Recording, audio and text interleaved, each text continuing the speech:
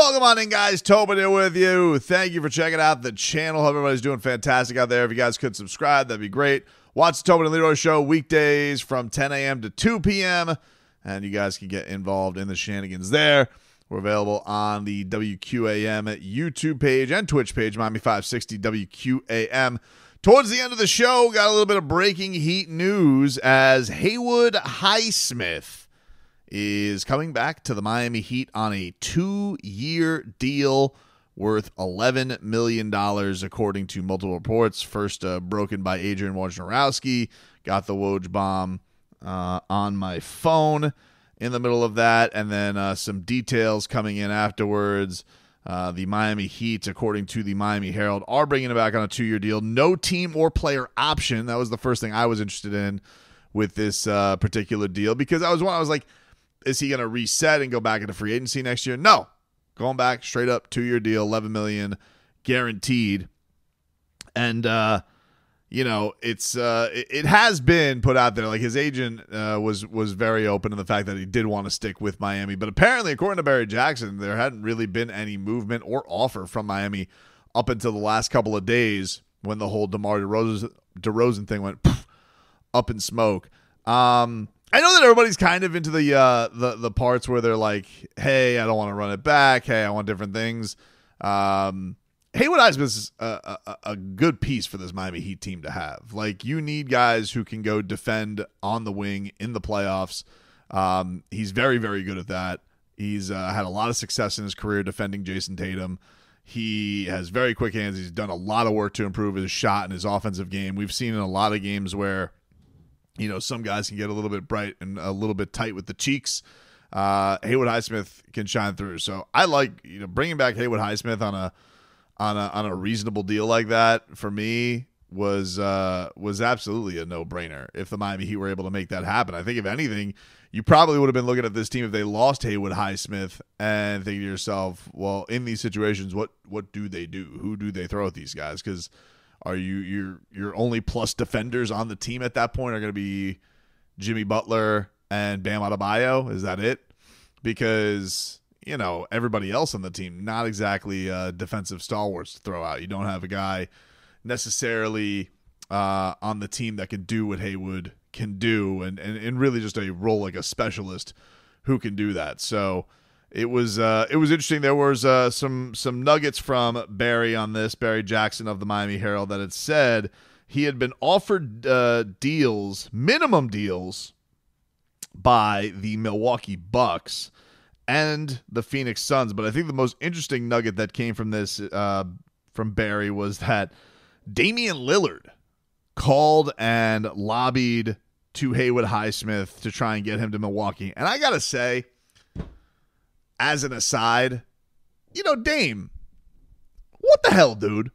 First of all, you're coming at the guy with a minimum. Like, you're trying to do some lobbying of, hey, come to this place I don't really want to be, and I really wish I was where you were at the last couple of years, but would you want to come down to Milwaukee, please? And also, it's for the minimum. Not only is it a deal, and I was kind of floored by that, because I was thinking to myself, oh, well, surely somebody's going to try and scoop Haywood Highsmith in for a pretty reasonable deal. I mean, like, if Caleb Martin's making an $8 million, no one's got $7 million a year to throw at Haywood Highsmith. With the way the money is all over the NBA, like, you're throwing minimum deals, and people can say, "Oh, contending team." Who cares? He's not a veteran. He's not ring chasing at this point. This is like the guy's first opportunity to make anything above a minimum, really, in his career. So, I found that a crazy detail that Barry reported, that Damian Lillard was trying to recruit Haywood Highsmith to bring him into the fold and get themselves in a situation where he'll come to the Milwaukee Bucks on a minimum deal. That one blew my mind. Pretty wild. So that does put the Heat at their spot of 14 players on standard contracts. So they got one short of 15 players on standard contracts. It may just be one of those where, with the salary cap, they may just stay away from it. They're still under the second apron. So that is one of those where they could still, I guess, aggregate some trades and put that stuff together. But they can't take in extra dollars. They can only send it out. So there still could be a look right now where if the Heat are making moves, does some of it involve like putting off some bigger money somewhere else? It was interesting. I got these odds. I'll get these randomly all the time from betting sites, right? So I get these odds that are sent to me from, betwhatever.com, websites, and they'll send it like Trae Young trade odds, DeMar DeRozan trade odds. Strangely enough, they did send me a Tyler Hero one today, which I found odd because I was like, I don't think Tyler's really, and I've said this, I don't think Tyler's really been in any trade rumors this summer, really. And that has kind of been my thought process through all of this, is when people have brought up Heat trade fodder or any of that stuff, I don't think Tyler's been involved in a lot of it. I think he's going to have a pretty quiet summer because one, I don't think he's looked upon as the Heat's most attractive assets right now. I think that's going to be either Jaime, Nico, or if you're watching these first couple of games, I know he can't be traded for a few more weeks, but Khalil Ware. And then secondly, I just think that for his value right now, he had a year where he missed half the year. He's injured, and I think people look at it and be like, all right, there's durability questions. There's questions about playoff performance. So if you're the Heat, he's going to be 25 this year. You see, you bring him back. He's an ultra-talented player, and see if you can work it out with him. This backcourt of Terry Rozier and him, I know it's got some questions. I think they're fair questions, and we don't really have answers to because Terry and him, their health just never really crossed paths. It was a game they played together. It was like barely a thing that you got to see these guys in the fold. But anyway, this was the odds that came out on a Tyler Hero move if he were to get traded. And these are courtesy of betkentucky.com, which I've never heard of. Like, of all the sites that send me stuff, betkentucky.com.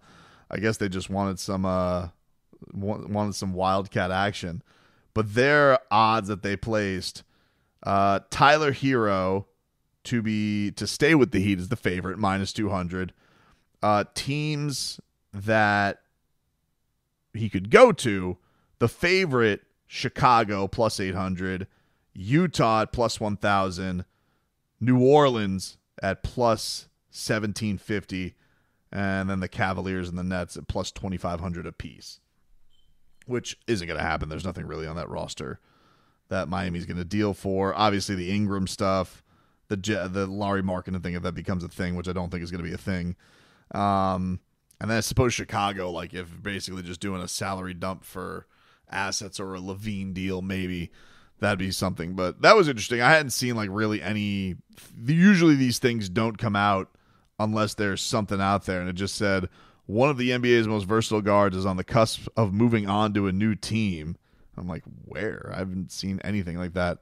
Tyler Hero may be moved before the completion of his 4-year, $120 million contract with the Miami Heat. It's up to Pat Riley to determine whether the 24-year-old Wisconsin native is in the team's cards long-term. So, I don't know. I was like, wait a minute. He's getting traded? When has there been any talks of that? And they just give that out there. But I don't think there's really anything to it with that getting thrown out there. But Haywood Highsmith back with the Miami Heat. He returns on a 2-year deal, and the Miami Heat locksmith has committed himself to the next couple of seasons. I know there was a lot of Sixers fodder out there that would have been annoying if the Heat would have lost 2 really good role guys to a team that had already added Paul George. That would have been a bit of a gut punch. That was the thing that stung about Caleb Martin going there. But Haywood Highsmith sticking around with the Miami Heat. Damian Lillard, I'm going to keep an eye on you, dude. I didn't like the fact that you're trying to snoop and steal Haywood Highsmith, especially with an insulting minimum deal. Do better, Dame Dollar.